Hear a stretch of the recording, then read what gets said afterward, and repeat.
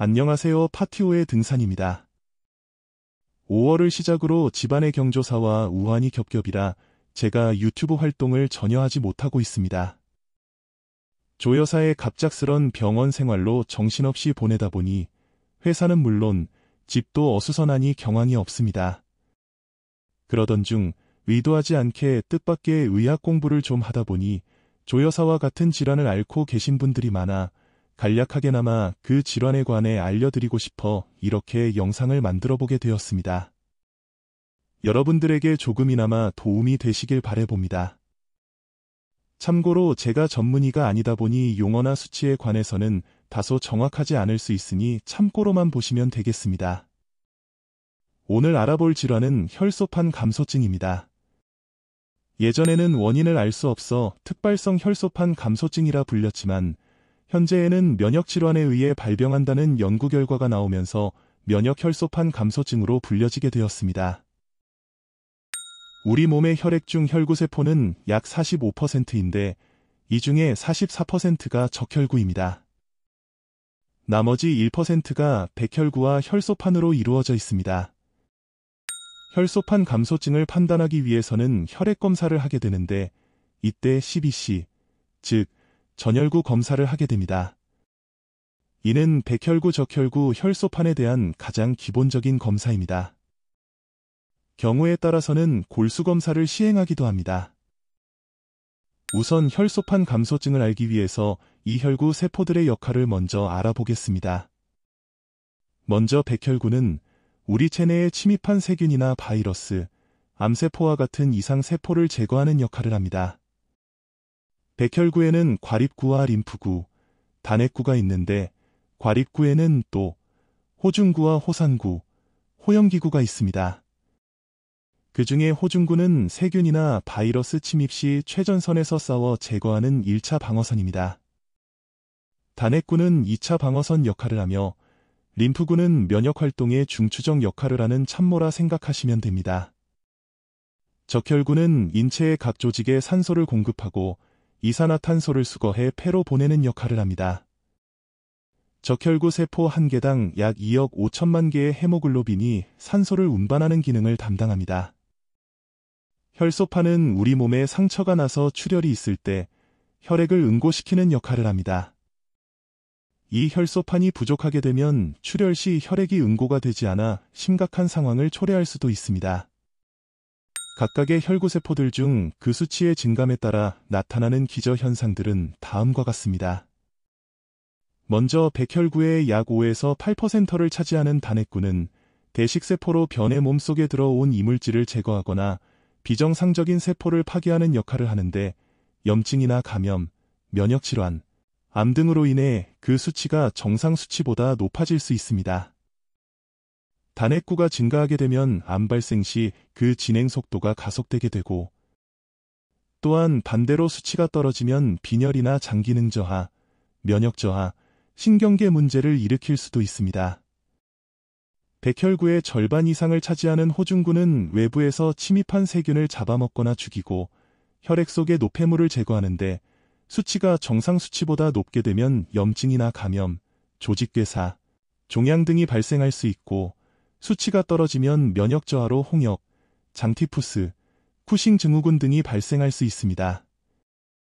또한 항암 치료로 스테로이드를 투약 시 수치가 급격히 떨어질 수 있으며 호중구 수치가 0.5% 이하로 떨어질 시 중증으로 사망률마저 높습니다. 림프구는 백혈구의 약 20에서 40%를 차지하고 있는데 일반적으로 바이러스 감염에 의해 수치가 상승하고 큰 증상은 유발하지 않으나 림프종이나 특정 암에서 발열, 체중 감소 등을 일으킬 수 있으며 호중구의 증가, 루푸스, 림프종암, 혈액암 등으로 인해 림프구가 감소할 수 있으며 이때는 림프절 확대 및 비장비대, 기침과 콧물, 통증성 관절 부종 등의 증상을 유발할 수 있습니다.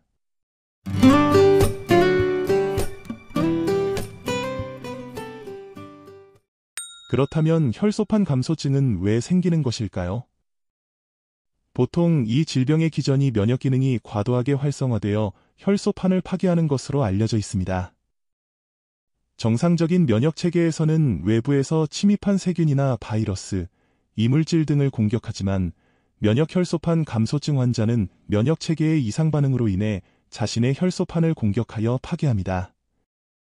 이 외에도 간이나 신장의 이상과 기능 저하, 비장의 비대, 골수 기능 저하, 감염 및 약물 등의 복합적인 기전과 최근에는 혈소판 생성 장애가 동반되는 것으로도 알려졌습니다. 일반적으로 정상인의 혈소판 수치는 1마이크로리터당 15만에서 45만 개입니다. 보통 10만 이하로 떨어지면 혈소판 감소증으로 진단합니다.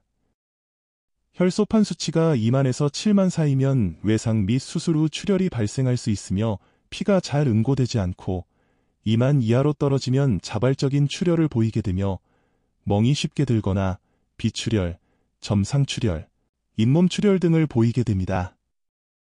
수치가 5천 이하로 떨어지면 심각한 자발적 출혈이 보이며 일상생활 중에도 뇌출혈이나 위장관 출혈을 일으킬 수도 있습니다.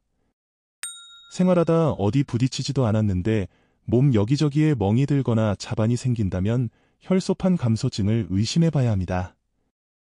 또한 각종 암이나 림프종 등의 종양 발생 시에도 혈소판은 감소할 수 있습니다.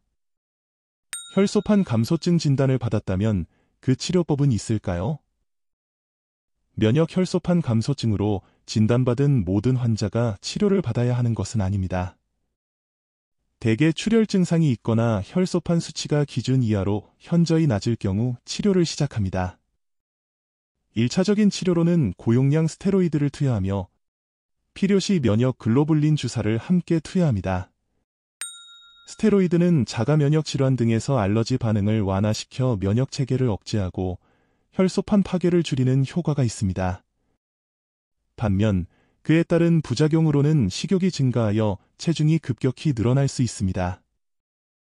면역 글로불린 주사는 예전 2차 치료인 비장절제술을 시행해야만 보험 적용을 받았었는데 의학계에서 비장절제술의 부작용이 밝혀지면서 2024년 7월부터 보험 적용이 되는 약품입니다. 비보험 시 그 가격이 2,300만 원이었는데 혈소판 감소증 환자에게는 희소식입니다. 면역 글로불린 주사는 면역 조절 작용을 통해 면역세포의 활성을 억제하고 이를 통해 면역계가 자신의 조직을 공격하는 것을 방지합니다.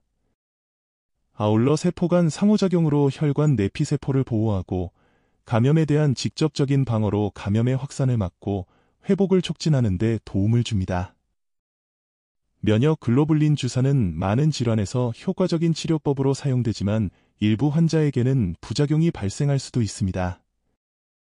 두통이나 발열 및 오한, 주사 부위의 통증과 부기, 발적, 신장 관련 부작용, 혈전증, 면역계의 변화, 기타 소화기나 심혈관계 증상도 나타날 수 있습니다. 혈소판 수치가 급감하게 되면 강제로 혈소판을 생성하는 로미플레이트 같은 TPO 수용체를 투여하기도 합니다. 이러한 혈소판 감소증을 예방하기 위해서는 딱히 알려진 방법은 없으나 정기적인 건강검진과 바이러스 감염을 방지하기 위한 개인위생 관리를 철저히 하고 혈소판 수치에 영향을 줄 수 있는 약물 투여를 피하는 게 좋습니다. 혈소판 감소증은 우리가 흔히 겪는 고혈압이나 당뇨처럼 평생을 관리해야 하는 질환입니다. 정기적인 혈액 검사로 건강과 삶의 질을 개선하는 데 노력을 기울여야겠습니다. 지금 조 여사는 혈소판 감소증과 림프종을 동시에 겪고 있어 치료에 어려움이 많습니다. 다음번에 기회가 된다면 림프종에 관하여 한 번 더 영상을 올리도록 하겠습니다. 시청해주셔서 감사드립니다.